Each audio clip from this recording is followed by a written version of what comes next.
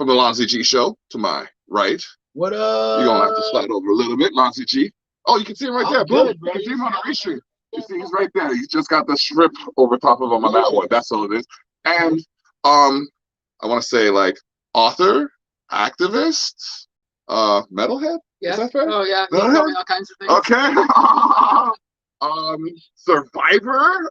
Geez, what else? Just like mom. Tired.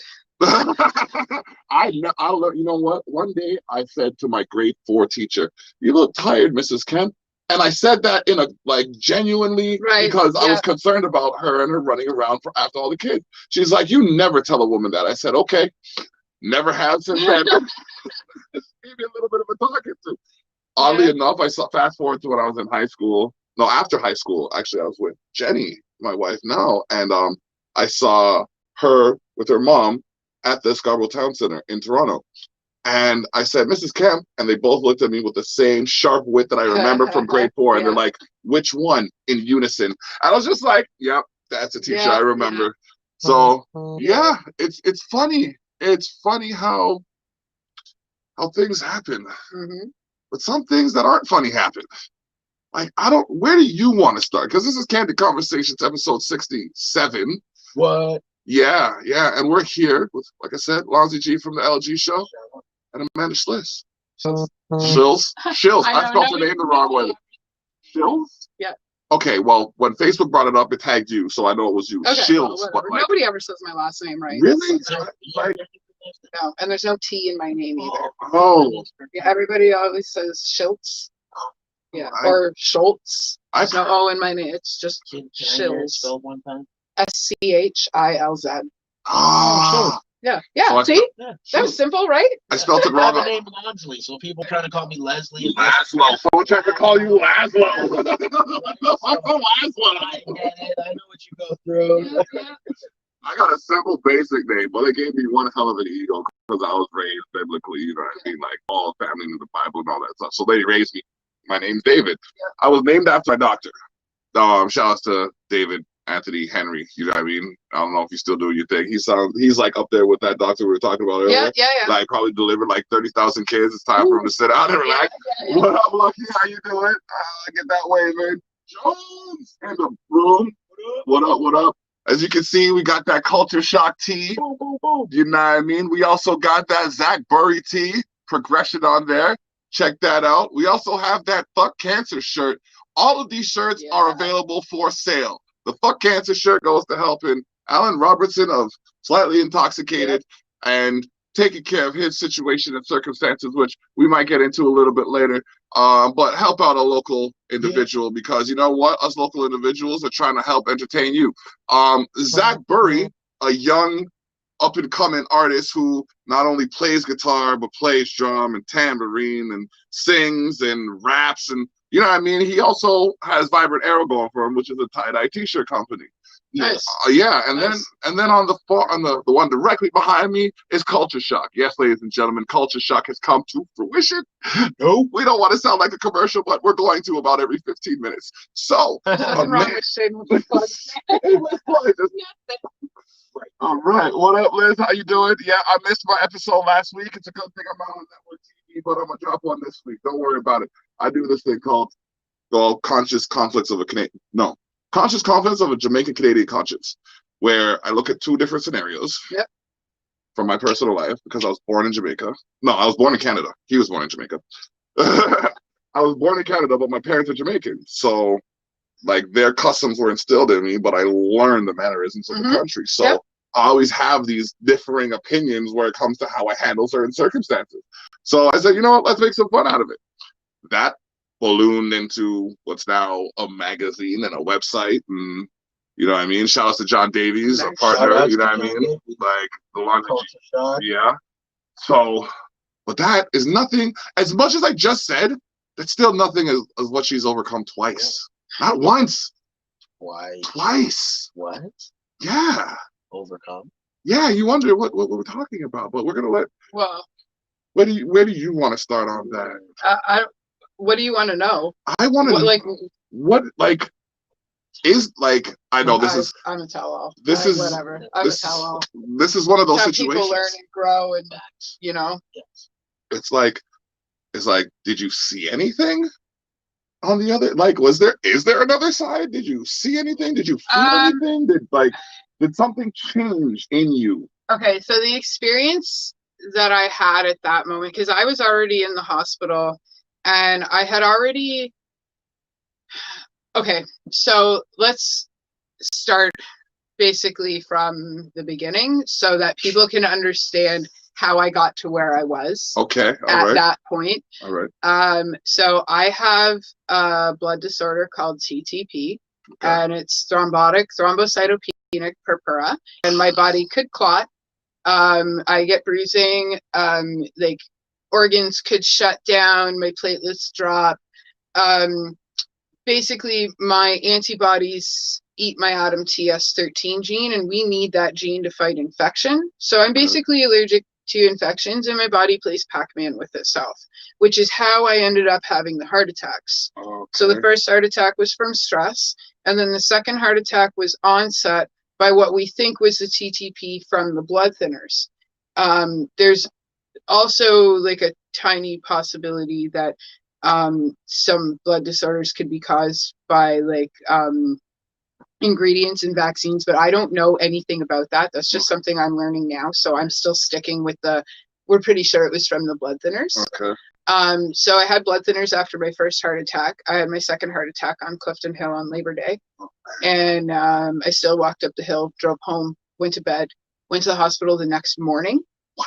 And well, I'd take care of my kids, you know what I mean? Like I had to go home and do my mom thing. You get into such a routine that you do what you got to do, right? And at that time, like I wasn't worried about what I was going through. Like it was the day before school, you know? So I had to go home and take care of my kids. That's super. And get them ready for school and stuff like that. So I ended up in the hospital instead. And they were testing my blood, and nothing, irregular, except for the fact that my platelets were dropping more and more and more, and they couldn't figure it out. So they started giving me blood transfusions. So let's pause there for a second. What are your platelets supposed to be at? Anywhere between 150 and 300. Okay. Now that's the norm. They can be higher than 300, but the norm is anywhere between 150 and 300. Now they're higher in athletes, I believe. Well, in certain circumstances. That part I'm not 100% sure about. Like I'm only learning about platelets versus my disease versus platelets in general, and how they're affected with other people. Now I do or have noticed that my platelets have always stayed high, but I've always been consistent with cannabis. So I think there's a connection there. Okay. And same with eating well and stuff like that. You don't say. So I have a container full conveniently enough. So my platelets were dropping. They started giving me steroids. Well, I was throwing the steroids up. I was rejecting them. So they started giving me blood transfusions. I was rejecting the blood transfusions. So I started going into pain. I started, like, my whole body, apparently, from what I was told, was just like vibrating, and I was complaining about being in pain. So they started shooting me with morphine. So what were your platelets at that point? I have no idea. But they were well below what they should have been. I know that when my nurse Megan, who is still my nurse to this day, her and my nurse Patty they're the reason that I'm alive. Those two are the reason I'm alive. When she took over my case after I got through ICU, my platelets were at 11. That's what they stabilized me at. So they pronounced you dead at 10. And I think when I left Niagara Falls Hospital, I had 4. Because like I was rejecting everything, and they were giving me blood transfusions, not plasma transfusions. So my body was like, no, we don't want this. So that was causing my heart to right? So we have what's called a heart number. It's an LDH number. And mine was the third highest that they've ever recorded for TTP. Your heart number needs to be under 189, under 180 even. And mine was at 1964. Jesus. So they brought me into the hospital, right? So they brought me into ICU, and they sliced my jugular, shoved in a line, and they just started pumping me full of fresh frozen plasma. hoping that I had TTP because they didn't know what I had. They were hoping I had it because that's the only thing left they could treat me for. Okay. So, yeah, so like I have a slice mark in my neck from where they shoved the line in my neck because they tried to shove it in my leg and my veins were collapsing so fast that I was bending the lines and they were literally pulling them out and throwing them and shoving them in. And those things are expensive. They're like $500 a line. Ooh. And they were like, just, yeah. This is a surreal experience right now. So they went through my jugular and they started pumping me full of transfusions. And I could feel like my body vibrating and shaking because they were literally pulling my old blood out and putting new blood into me. Yeah. Right? Because they were originally, they transfused my old blood with the new fresh frozen plasma and they put it back in. So over a couple of weeks. Now, in this time too, I lost the opportunity to walk. I couldn't walk anymore. I was in diapers. I couldn't peel oranges. I was a vegetable. My brain was still kind of there. Once my platelets started coming back, I started, like, yeah, and like wanting food and stuff like that. So in that 2 weeks, that I went, there was like the first 2 weeks where the line went from my jugular into my chest. There's a hole in my chest for where the line went in. Within that 2 weeks, they had gotten my platelets up to 147. Okay. So they were like, okay, like we can start weaning you off the machine because you'll probably hit 150. Well, I woke up the next morning with 37 platelets. Jeez. So they now had to explain to me that I had to keep myself alive for 12 hours. Like, I don't know how I'm supposed to do this. They were fighting for a drug called rituximab, which is a lymphoma chemotherapy drug. And this drug stabilizes platelets. It kills off any infected antibodies and like it does different things for different illnesses, but that's what it was doing for me. Okay. That was the $32,000 drug we were talking about earlier. Okay. So my hematologist had to go against like Bayshore and like the pharmaceutical companies and like, listen, we need this drug approved now because she's going to die. Hematologist is blood doctor. Yes. So like in the process of all these blood transfusions, and at this like 37 platelets, yeah, they had to get me the rituximab. So that day they blasted me with 25 bags of blood instead of 13, which is what I was at. So that was the day now where we come up to this experience that I had. They gave me the 25 blood transfusions. Okay. I only had 37 platelets, so they like blasted me with platelets. Yeah. I went back to my room. How many platelets are you supposed to have? Anywhere from in between 150 to 300. Okay. I forgot the low number. I know the high number. Yeah. So so I ended up going to sleep, and as I was passing out, I felt this like crunch in the back of my head, and then everything went white, like just like glow, like that ring, like glowing. It was crazy. Yeah. Like there was no like going into a light or anything like that. It was just like somebody turned on a light and everything was gone, and I didn't physically exist. The only thing that I took with me was my memories. And by the time I had realized what was going on, that's when I was like, oh, well, I guess I got to go look for my brother. I got to figure out what I got to do now. Right? Okay. Like it was just like automatic. Okay, what's next? Well, to find my brother. He's here. He knows what we got to do. Yeah. Right? That was older, younger? Older. Okay. Yeah. Okay. Older. I met him when I was 8. I caught a glimpse of him when I was 8 for the first time. And then I met him and my sister properly when I was like 10, 11 years old. And I spent every day that I could with my brother until he passed away when I was 20. So yeah, he passed away in the gorge almost 17 years ago. So it was just automatic to, well, I got to go find Don and see what he's doing. So yeah, so that's what my experience was like. And like I'm sure you see my Facebook regularly where I'm like, if you were to wake up dead tomorrow, did you make today count? Because our memories are what we take with us. Nothing comes with us except for our memories. That's there's no looking forward. It's just what we are packaged in here That's it. That's all we don't even take our tattoos with us. I always say they go with me when I go. They don't. Physical is left behind. Everything physical is left behind. The only thing we have is whatever is inside our brains at the time. So make it count, is what I always say. At least that's my experience. Lots of people have lots of different experiences, but. Welcome to Candid Conversations, ladies and gentlemen. This is definitely one of the most riveting episodes I've ever sat through. I mean, like, I've spoken to musicians, I've spoken to Niagara Music Award winners, I've spoken to, like, personalities of all varieties, but I think this is the first time I've had a conversation of this nature. Yeah.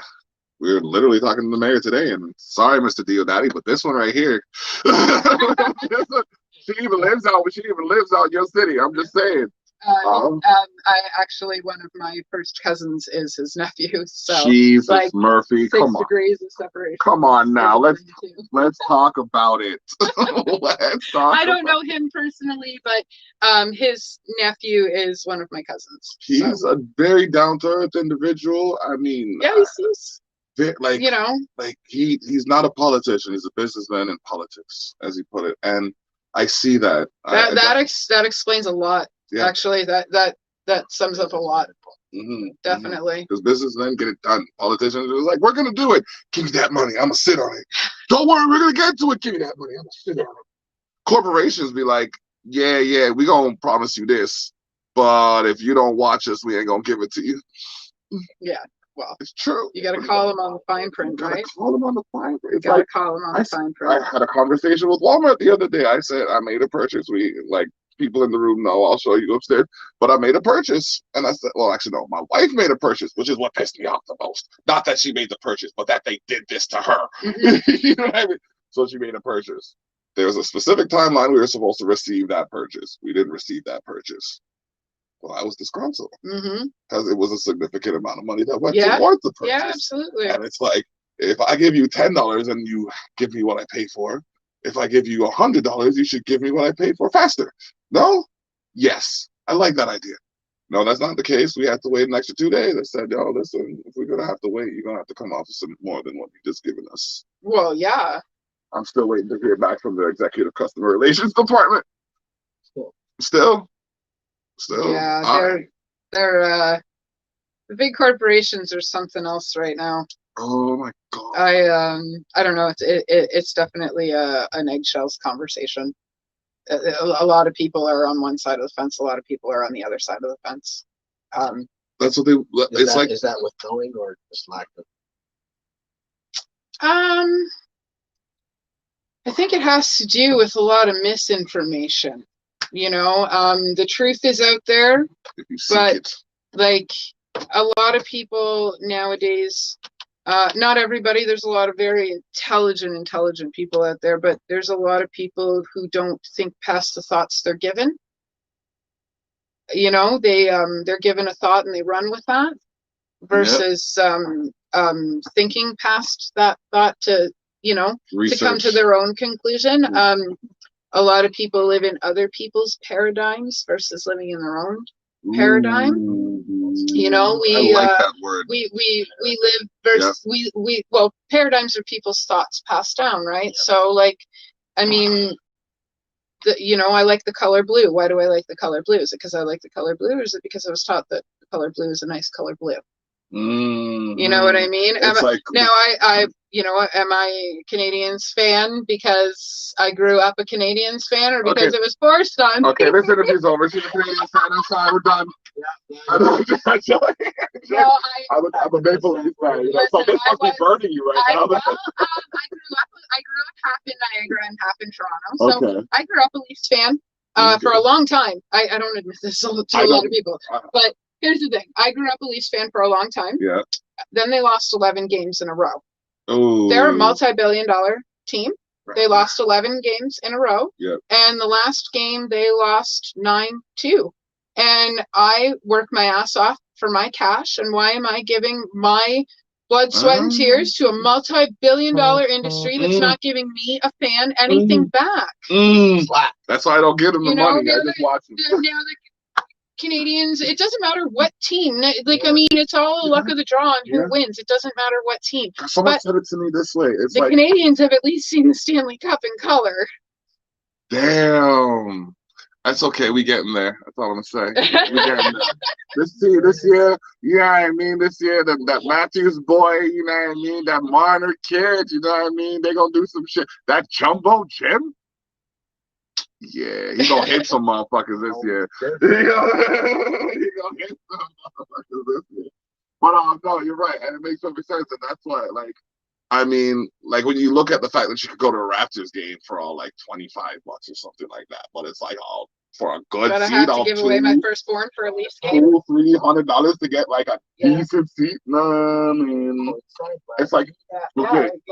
You know, exactly, you know. So but you know what? On a local level though, if we're talking about sports, I'm gonna shout out the Niagara River Lions. You know what I mean? Because that was for me somewhere where I had quite an experience. Quite an experience. I mean, the first time I got in for free, you know what I mean? I got to shout out Chronic Spirit because he, you know what I mean, hooked me up with a ticket. He's going to be in the next Sofa City. Well, he said that I discovered him. I didn't know that I was the first one to, like, find and see his talent. Like, he used to bust before.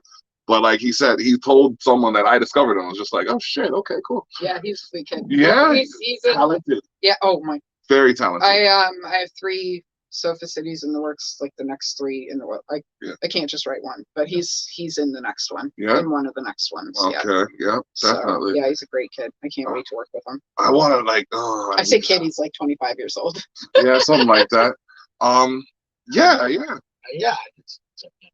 I'll say that. Yeah, I mean, I'm closer to 40 than not, but I mean, I still look at anybody under 37 as a kid. What's going on, kid? Right?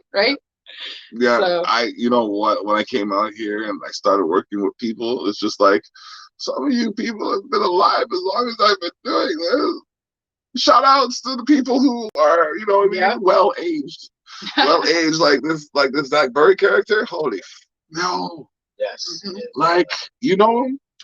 Oh, you're about to. You're about to.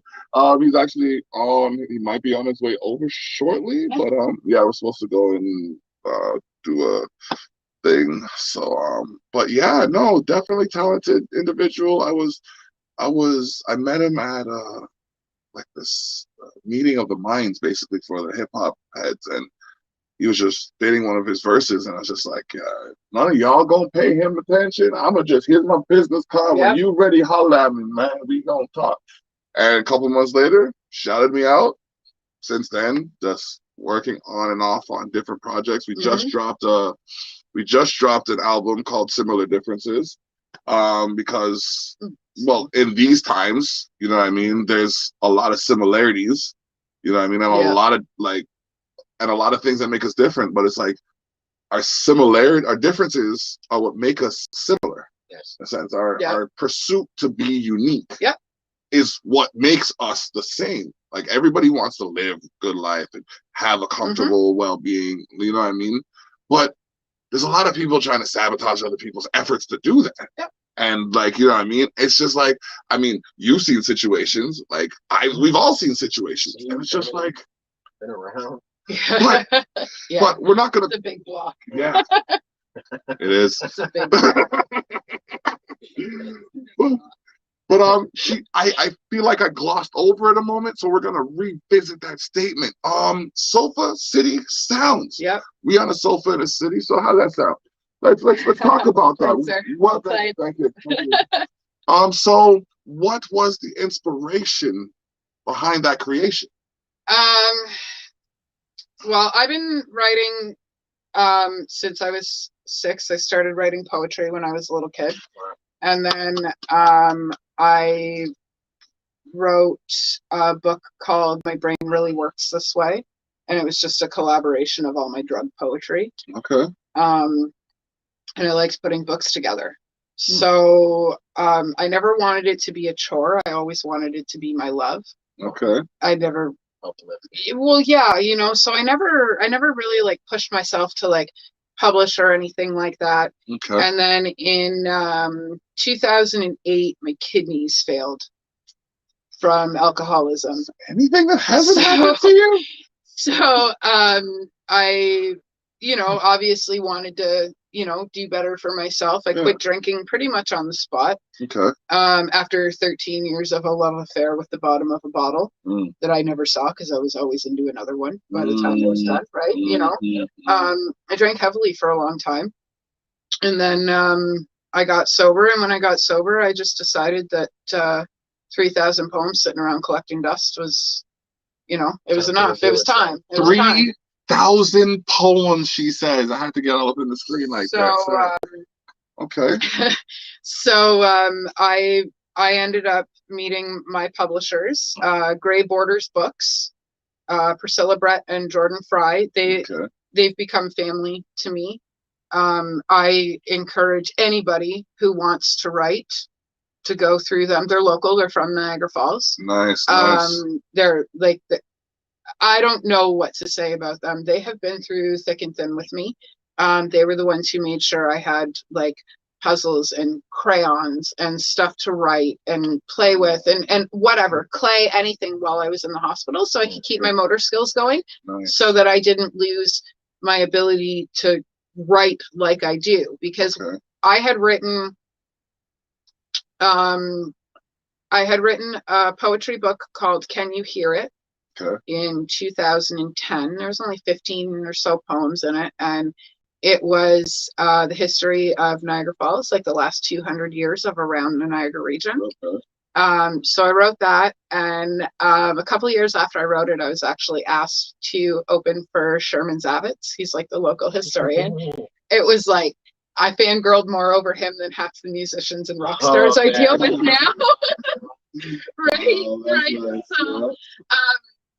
So that was amazing. And then I wrote a book called The Explicit Mom's Guide to Raising Our Perfect Children, which was all like true parenting. We didn't edit the book. Like we didn't edit the mistakes in the book because you can't edit the mistakes of parenting. Yeah. So we just like, here's our stories. That's and we put it in this book. And it was myself and 6 other moms. And, so we had a lot of fun with that. And all the money for that went to Superheroes of Autism because she started the same year that I had written that book. So we gave her all the money for that. It was only a few $100s, but we had a lot of fun. And then I had seen, I'm friends with Erin Byzantine. The Viz. So check out the Viz show. She and I had been chatting. We were hanging out. We were talking about doing something fun, interesting, whatever. Like, let's do a fundraiser or whatever. Yeah. So I had seen a news segment on this guy named Jimmy, because I'm not sure what his real name was. That's what they called him in the paper. And he lived at the Valleyway Motel. And most amazing guitar player ever. Really? Ever. He was incredible. I'd seen him on the news. So we came up with this idea to compile musicians in a book and sell the book and then give the book to charity. And my publisher, Priscilla, was really good friends with Deb Nansen. I actually have her tattooed on my shoulder. Yeah, I have a D on my shoulder for her. That's what you stood for. I got to see her like 15 minutes before she had moved on. And it was the same day I was supposed to sit in the tattoo chair. So that was the first thing I had done before my actual appointment. So we made sure we put her in the second book as well. But we raised almost $2,000 or just over $2,000 for her from the ground up projects. And that money went to helping prostitutes and young women and men get out of jail for making mistakes, helping them with places to live, anything that could better the streets of the Niagara region. We didn't question it because we know what kind of woman she was. So we did it, and we raised a lot of money. So Sofa City's been doing really well. So I decided to do it again.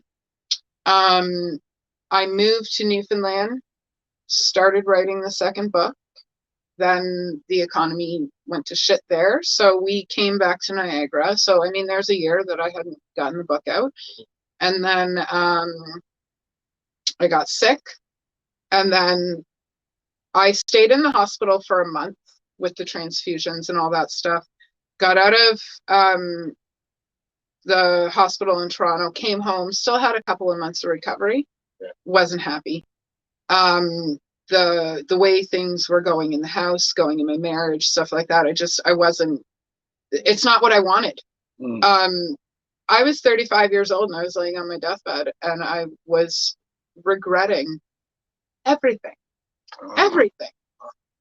So, we went through Christmas and then we ended up having this fallout with the landlords, and it just was convenient timing for me.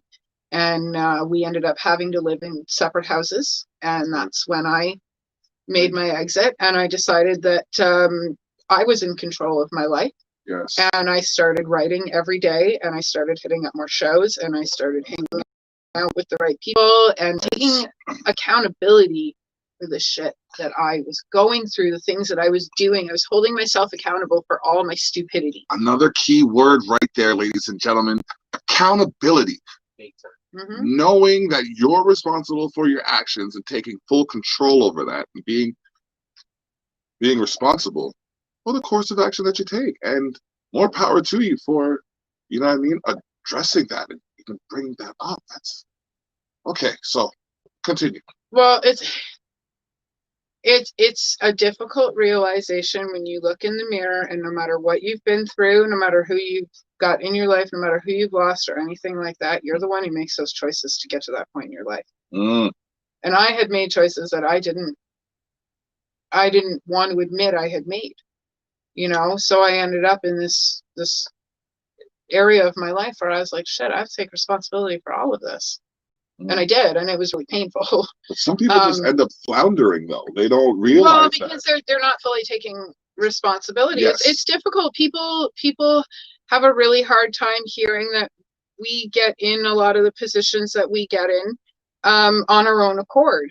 And like, not all times, but a good portion of the time, our circumstance is only 10% of the things that we're going through. Sometimes, you know, there's other things that we're going through that aren't just the circumstance that cause us to be in the position that we're in. And sometimes it only takes changing that 10% or recognizing the other 90%.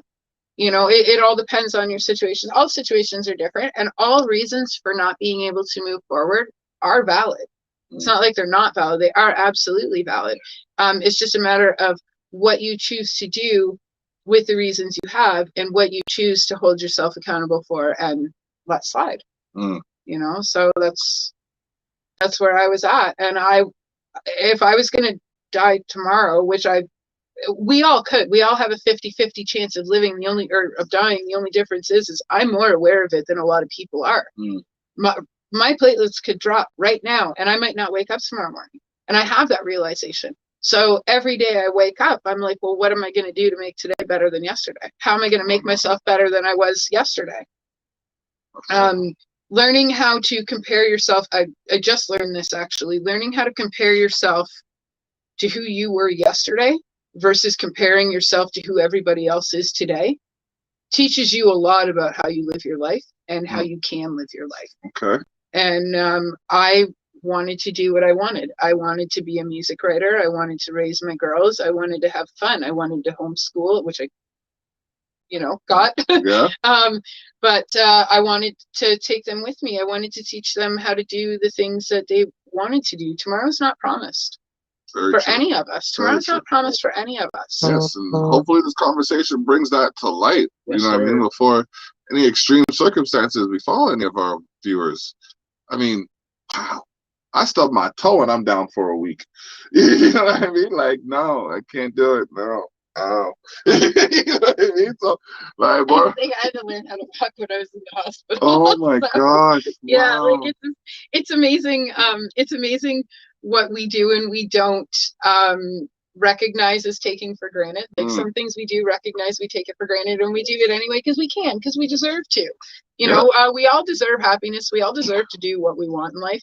And like people who are like, oh well, you know, I did this, so you should have to do this. You know, there's older generations where it's like, I had to do this, so I had to struggle, so you have to struggle. Exactly. What do you mean? Like, you had to struggle, help me not have the exactly same exactly teach me ways to not, you know. So like, though, it just whatever. I don't have time for those people. Not time. I have time for, hey, you know what, let's all not struggle. Let's pull together and let's fix this our own way. Let's not depend on other people. Stop waiting to be told what to do. Just do what it is that you got to do.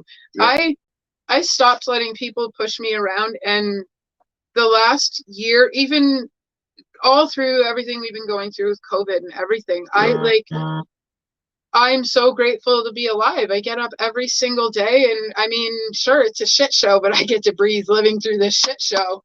You know, like, I mean, what a time to be alive. Our kids and our grandkids are going to be talking about this after we're gone, and their kids and grandkids are going to go, that's bullshit, you know? And yeah, we live through these things. So like, why not enjoy living through these things? You know, I worked my ass off to be able to stay alive. So I believe that I have the right to choose what kind of risk I go through living every single day. Yes. You know, and before all of this happened, I was working from mosh pits and traveling to cities and hanging out in bars and talking to musicians and writing books and, you know, living my life and enjoying my life. And my kids were along for the ride. My kids got to go to their first shows last year, and you know, they have a great education, and they get things taught to them by all kinds of people, not just myself. You know, education should be fun. The more fun it is, the more we remember. Yes. And now I finally had the opportunity to take them outside of the box so they could think outside the box. Yes. You know, our kids spend all kinds of years of their life sitting in a box, being told to think outside the box. Yeah. How are you going to think outside the box if you're in the box? Well, how are you going to think outside of it if you don't know what's out there? That too. You know? So like, I just said, you know what, screw it. I'm going to do what I want. I'm going to do what's right, what I think is right for my kids and for my family. And we haven't looked back. Good. And we've been having a great time. Awesome. So yeah, it's something, that's for sure. That's great.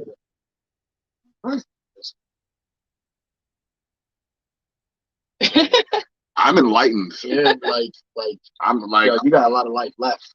No, I'm only 37. I got easily 40, you know, as long as I keep waking up, I've got another 40, 50 years in me. Yeah. Why not?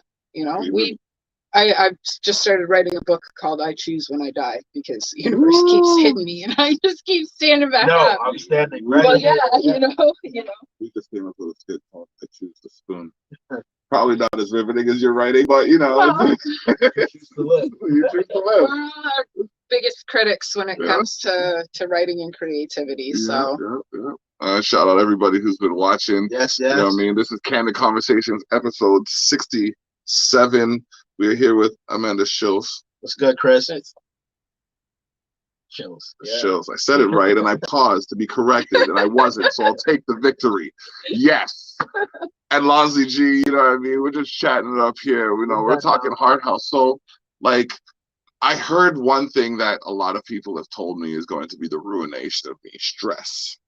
Stress. Yep. How does one de-stress? How do you, like, alleviate yourself, or how do you recognize stress, for one? What are the triggers, and how do you de-stress? It all depends on what you classify as stress, and like, we all classify it different.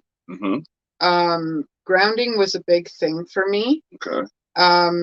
You can feel your ass on the couch. You can hear the conversation we're having. Like, we can see the things that are going on in this room, and nothing's wrong, right? So no matter what's going on outside of these walls, as long as you're living in this very moment, nothing's wrong. Yo, I like right back here. No, literally, right back here in my head, all the way down to my spine, just like it just alleviated some kind of tension. Because nothing's wrong right now. I said right? not better. Not better at all. Right. Like, sure, there's tons of things that are wrong in the world, and we have moments that we go through that are wrong. But like at this very moment, we're sitting here and we can feel our asses on the couch, and we can feel the breath coming in and out, and we're fine.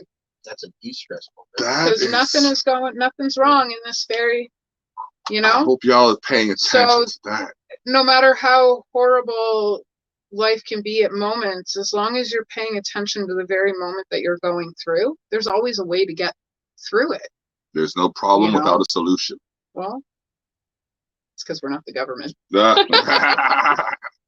Oh man. But no, it's true. As long as you're paying attention to what's presently happening in your life, even if it is at a negative moment, there's always a positive way to fix it. So as long as you understand that you're living in the present, there's never anything wrong. I want to finish on that note. Yes. That was a very deep statement and sentiment. And we also have other things to tend to. We got some behind the scenes conversations to have that y'all ain't going to be privy to until you see the productions that are a result of those conversations. Check out the Lonzy G show. Is it Lonzy G on YouTube? Yes, it is. Lonzy G, LONFLEYG on YouTube. Boom. Say it with your chest. Lonzy G.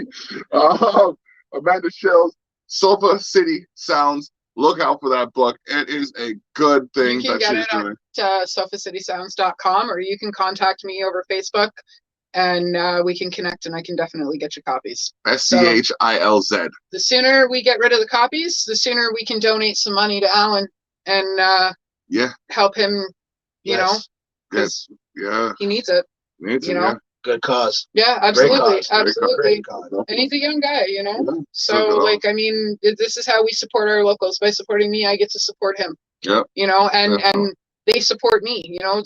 Slightly Intoxicated isn't, like, they're not just in the book. Like, I work with them. They're one of the only bands I work with aside from Sofa City Sounds. I actually mentioned them in this month's edition of the Culture Shock magazine. Yeah. So, boom. Yeah, they're amazing. They're great guys. Just a little bit. Explain what the donations go to.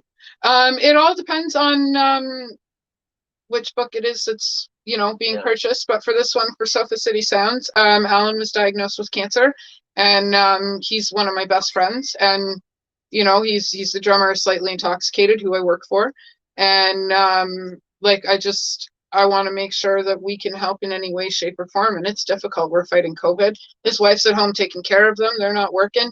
They're trying to pay the bills and make sure that he's in and out of the hospital, and, you know, like taxis and this and that and food. And I mean, it's difficult for all of us. We're all going through some shit. All of us are going through some shit. And I want to say, on that note, I want to say, like, look within your community, because you never know. You could be living next door to an Alan Robinson that you could be helping. You know what I mean? So just take some time to, you know, look at your situation, and wherever possible, if you can help a person out, like, you know what I mean? Just like in this situation, by buying a copy of Sofa City Sounds. Is it volume 2? Yeah, volume 2. Sofa City Sounds volume 2. Or, you know what I mean? Extending that hand that could, you know, help someone out. Just take the time to care. Just take the time to care. All right, that being said, I might use that as my closing. Take the time to care.